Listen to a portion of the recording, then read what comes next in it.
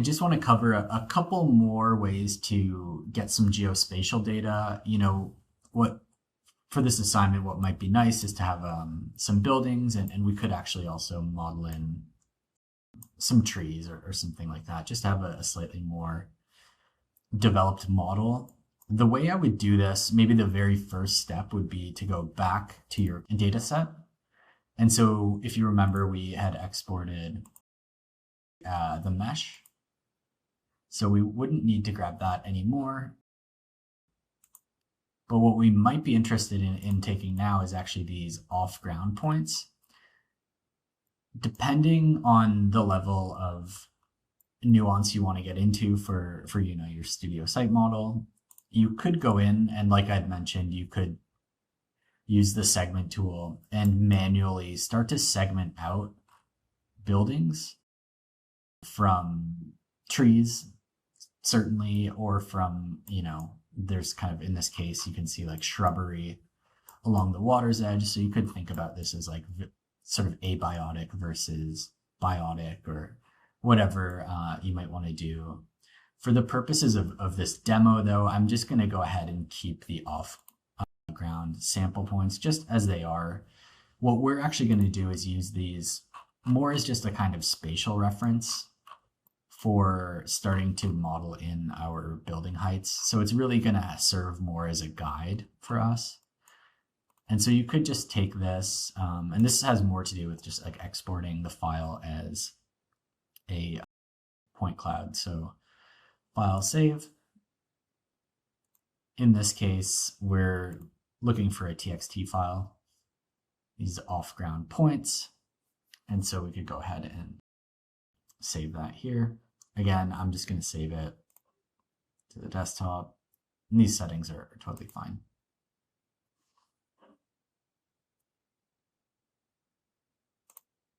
Go over to this file and open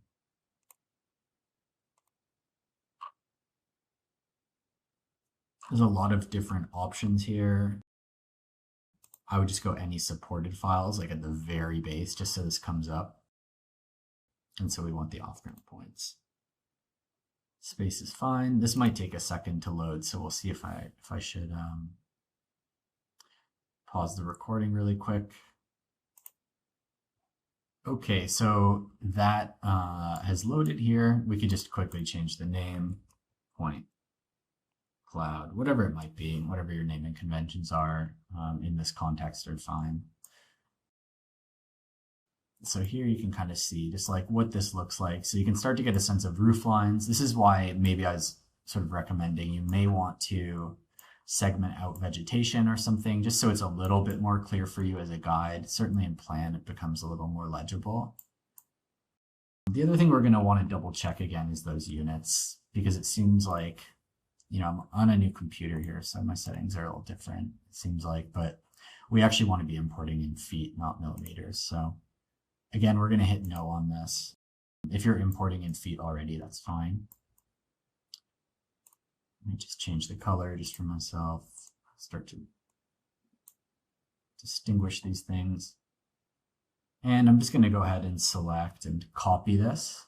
It's a ton of points here, and the purpose of some of these tutorials is just to give you a sense of like a bunch of different workflows. So this would be just one kind of manual way to do it.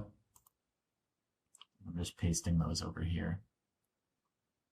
And just keep in mind that like ultimately these point clouds that we're importing here are literally just meant to serve as a kind of guide for us to start to make distinctions in terms of like massing heights and things like that. And the way we're going to get the massing information, so there you can see that. I'm going to turn it off just to keep that info pretty light for us. But our next step is going to be to start to work with Seattle's open data set. In the assignment handout, I'll have given you links to some recommended data.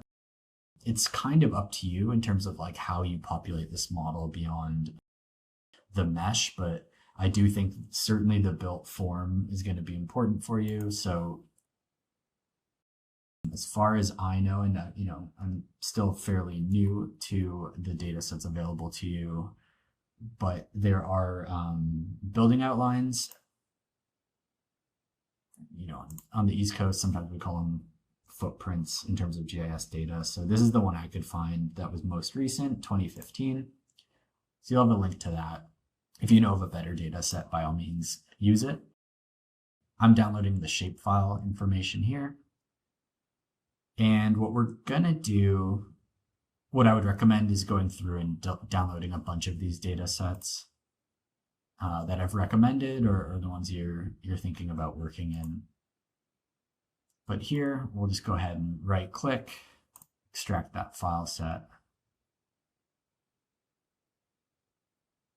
You can see a bunch here. And we're gonna be working in QGIS. So again, that's this kind of icon if you already have it somewhere. If not, you can always just start to type QGIS here. Oops, like this. So it would open up there for you as well.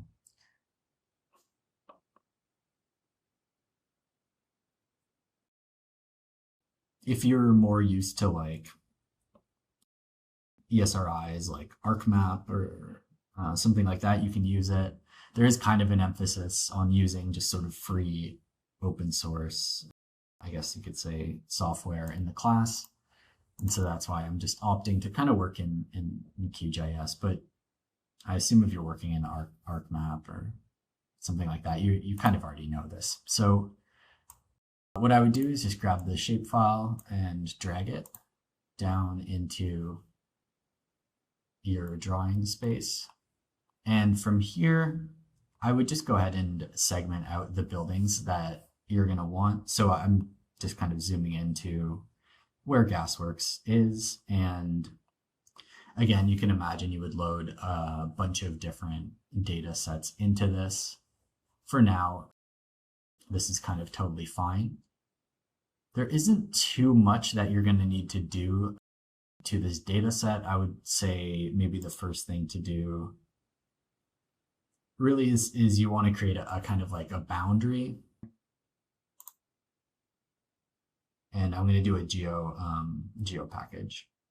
You could also do a shapefile layer, but I tend to just go up here. Maybe I'll just go over that one more time. So layer, create layer, and then you're going to the new geo package layer. I'm going to go ahead and this is just, you click on those dots to choose where this new information is going to live. In this case, we're just creating the boundary. So I'm just going to call this boundary. The geometry type, we're going to want that to be a polygon. And we're also going to want to match the projection. So all you're doing, I don't know if you saw, there's this little error message here because this is the projection I'm trying to draw in, and the rest of the project is in this Washington North projection. So we're going to want to go with that. Everything else you can just keep as it is. You don't have to add fields or anything like that. Yeah, all good. Geometry. So you can see that boundary information there. So we're going to make sure that's selected. To start to actually be able to draw, because this is the icon we would want, you just click on this thing, the toggle editing, and then you'll see this enables our add polygon feature. So just give that a click. And this kind of operates the same way as our cloud capture. So you're just clicking and you'll see it starts to give you a kind of preview. And then again, I'm just right clicking to close that, auto generate. And then what I might do is, you can just toggle editing off here. So do you want to save the changes? Yes, I do. And that's how you generate it. I've, done this in a pretty sloppy way. It's cutting some of the buildings off here on the side. So I'm just trying to sort of expedite the tutorial. The other thing I might just do quickly for myself is turn this into an outline, just so I can kind of see what's underneath. From there, you're going to want to just go to your vector tools, geoprocessing, and you're going to want to just like clip out that data. Your overlay one is going to be your boundary, so the input is going to be the buildings. I'm pretty sure this one always confuses me a little bit, so we'll try for that. Just remember to save, choose a location to save to. And so here, this will be, Gasworks buildings or something, or adjacent buildings, whatever it may be. And then you can go ahead and run that. And I'll close this. And then we can just check our layers here. Okay, so that luckily was in the right order. And so these are our buildings. And these are the buildings then that we're going to want to export. So you'd imagine, as you have a bunch of different layers, like for instance, I've listed like parcel information data sets. There's general like parks boundaries data sets, streets, sidewalks, these kinds of things may also be valuable for you depending on your site. So the idea would be you clip all those data sets out. And then ultimately what we're doing is we're just right clicking and we're exporting that feature as, and you'll see there's a lot of different options here. We're going to do the CAD, the DXF. Just choose a file name for that. In this case, I may just call it buildings. DXF, good. So I think, yeah, everything else should be good to go. Hit OK. Add layers.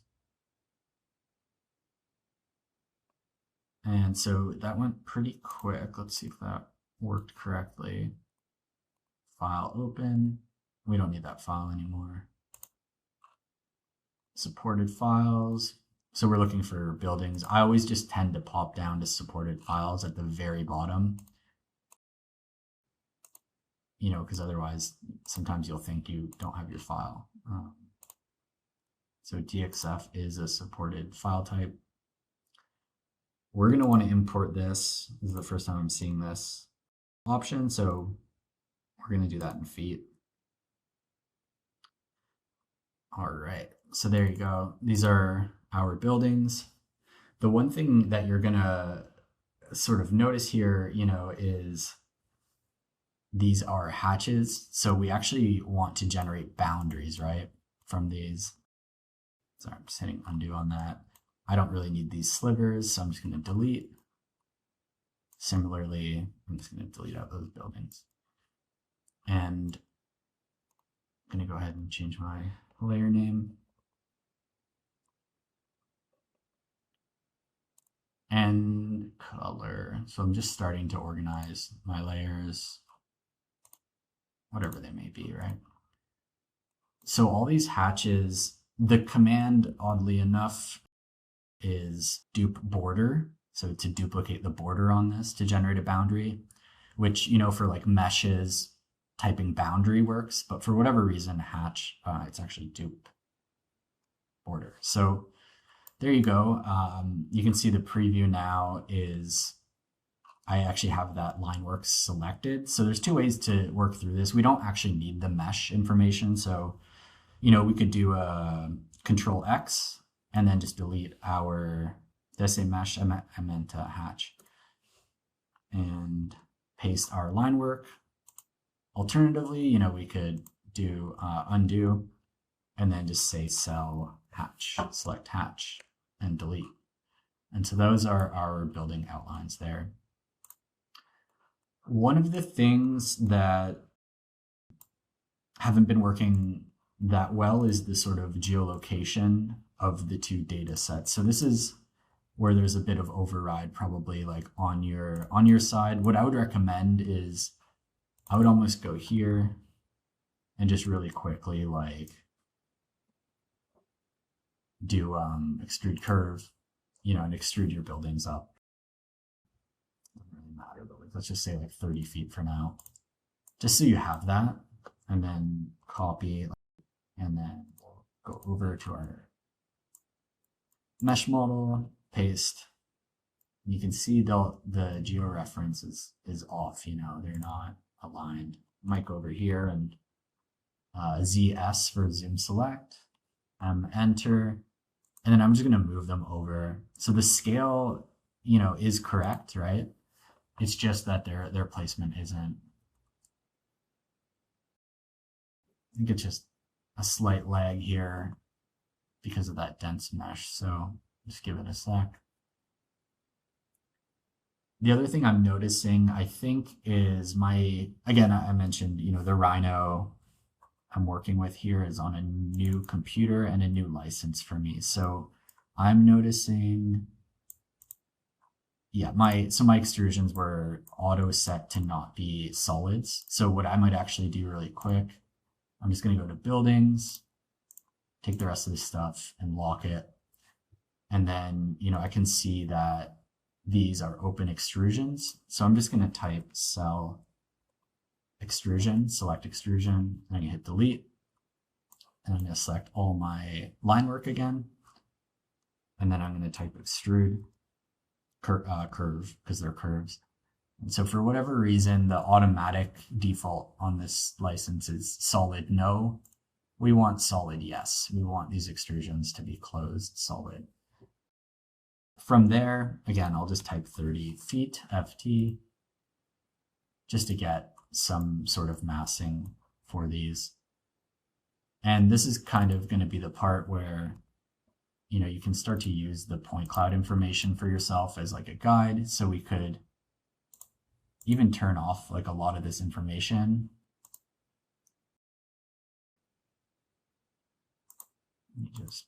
Yeah, we'll turn these ones off.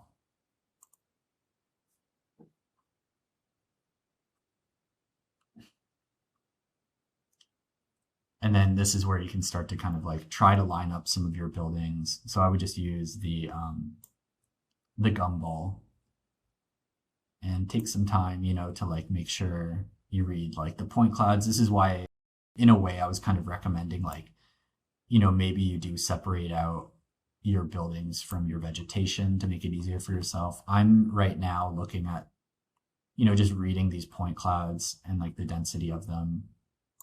And, you know, you can kind of read the edge of a building here.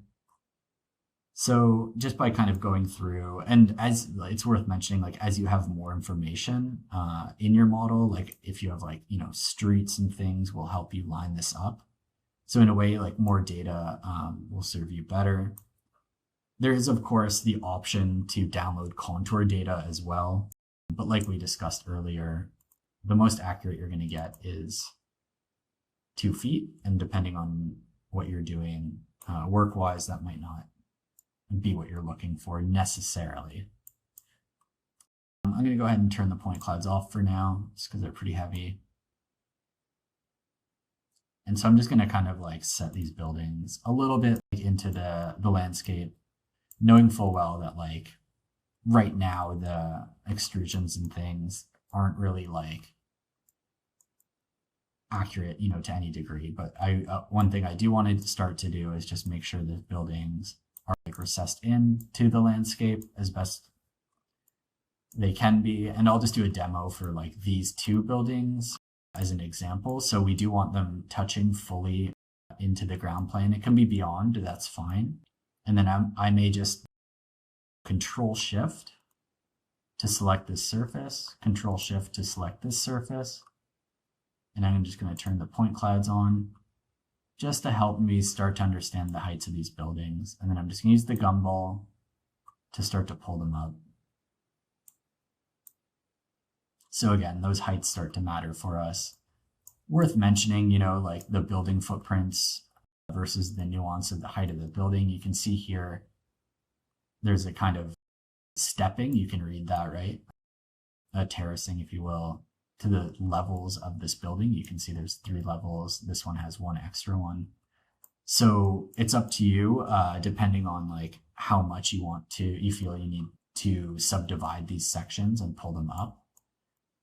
But certainly this kind of like method of using these building footprints and just matching them roughly to the heights of the point cloud is kind of one method for starting to site these building massings, which will be important for at least one of the environmental analyses that I'll show you, which is the solar analysis, where we're going to measure basically sun exposure of the land against built form, specifically these massings. So that would be one method to work through siting the buildings.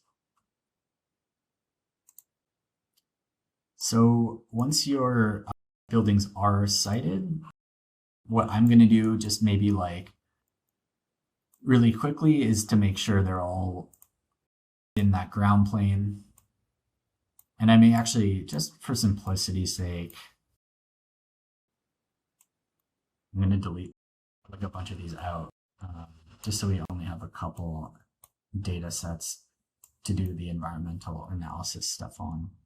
So I'll go with the two buildings I was demoing, and then maybe like, I'll just take this down, again, hitting Control Shift, and I'll just make this like a fairly large tower just for the demo.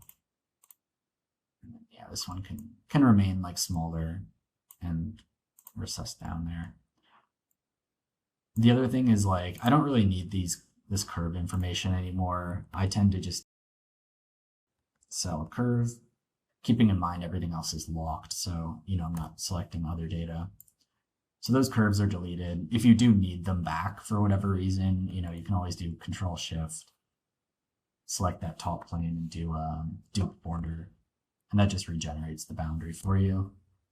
But it tends to keep your files simpler if you don't have to double down all the time on data sets. Okay, so hopefully we're kind of decent on that. The other thing I'll start to demo maybe is trees really quickly, just to kind of keep in mind like, the goal of this first assignment is to have a kind of nice base model. So and keep in mind the base model is something it'll sort of recur throughout the quarter. So the more upfront building you do, the better in a lot of ways, and just know that you can also kind of chip away at it throughout the term. So I'm on my vegetation layer, and I just want to do this to demo block functions, because you should make your trees a block. This is going to help you later on when we get into Lumion and things, which I understand you've already had a chance to demo, but I'll show some other things. So, this circle can represent a tree. So this would be like the sort of tree in plan view. Again, you can toss your point clouds on to try and like start to read trees, depending on if you've subdivided those or not. If you haven't, like I haven't, it's going to get a little confusing to know what's what in a lot of ways. But so instead of just copy pasting this curve, like when we look at the properties, this is a closed curve. What I recommend doing is typing block, enter. I'm going to go ahead and just turn my center point on down here, snap to center, and I'm going to call this like tree 1. And there may be different types of trees that you want to articulate. So if you have like, even if it's like deciduous versus coniferous or something like that, native, non-native, again, so much of this depends on the scale of your site in terms of like how much nuance you may be getting into. But in any case, you can see now when I've clicked on this, this is called tree 1. And you can see it's a block instance.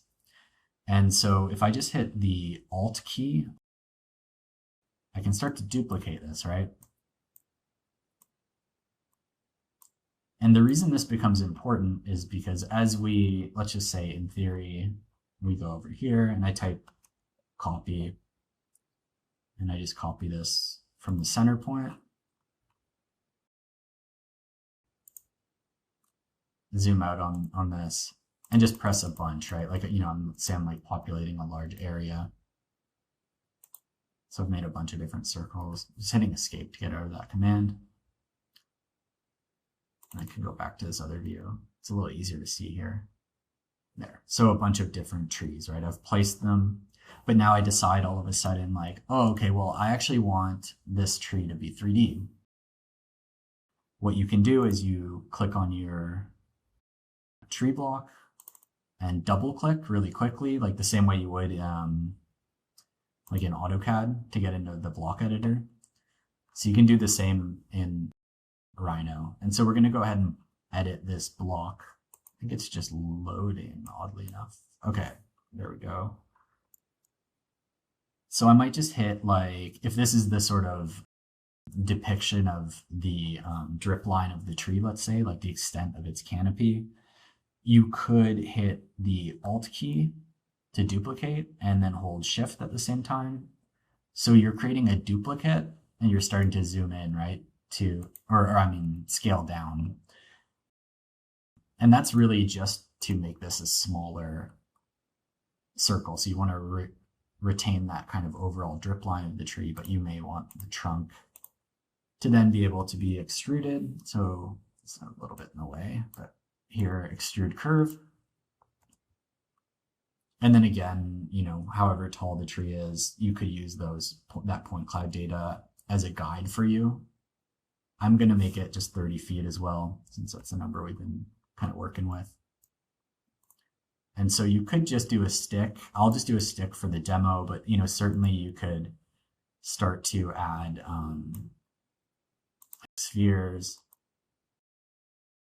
or whatever. You know, there's lots of different things. Like you could do that for like a deciduous.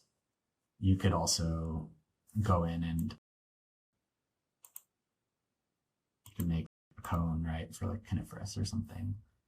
Just gonna hit undo on these. Let's just go with just the stick, and then I'll hit OK. And so you can see it sort of updates in real time those trees. You know, so you imagine if you've populated this whole area with these blocks, this is going to be super valuable for you. And then from there, what's kind of really great is later on you'll be able to swap these out for trees in Lumion as well, because there is a way to just place the blocks. Just remember, it's only sort of one species type at the moment. Like I have one block, it's just tree one. So depending on how much nuance you want to get into, you would create a bunch of different blocks for your trees. Okay, so that would be like the next step really for the most part. I may sort of split these into 3 sessions. This might be a good spot to stop because this would be, for instance, the base model. After this is done, you would be more or less complete. And the final part of the assignment is to do the environmental analysis, which we can talk about in a moment.